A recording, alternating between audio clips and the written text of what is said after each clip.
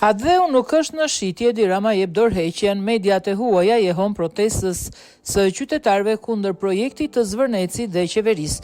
Protesta e qytetarëve shqiptar kundër projektit Zvërnecit, që po merr për masa më masive çdo ditë, ka tejkaluar kufit, duke bërë jehon edhe në mediat e huaja. BBC shkruan se qytetarët shqiptar janë ngritur kundër projektit turistik në Bregdetin e Vlorës, teksa thekson se ata nuk kanë lidhje me opozitën. Mediat britanike vënë pa theksin se krahas rrëzimit të qeverisë së Edi Ramës, protestuesit protestojnë edhe kundër liderit demokrat Sali Berisha. E njëjta gjë që mund të thuhet për protestuesit, të cilët nga jashtë duket sikur nuk kanë të bëjnë fare me opozitën kryesore.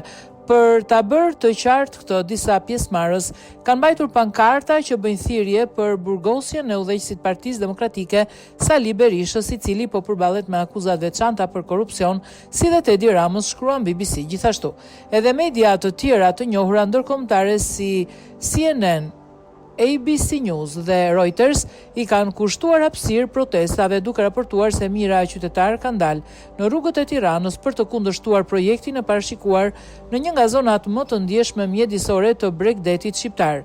Mijëra shqiptarë dolën përsëri në rrugët e Tiranës duke protestuar kundër një zhvillimi të planifikuar nga një kompani e lidhur me dhëndrin e Donald Trump, Jared Kushner, në një pjesë të ndjeshme ndaj mjedisit të Bregdetit Adriatik, shkruan Reuters. Jehona e protestave në mediat ndërkombëtare vjen në një kohë kur kundërshtimi ndaj projektit po merr për masa gjithmonë dhe më të mëdha, ndërsa qytetarët kanë paralajmëruar vijimin e mobilizimit qytetar në mbrojtje të zonës së Zvërnecit.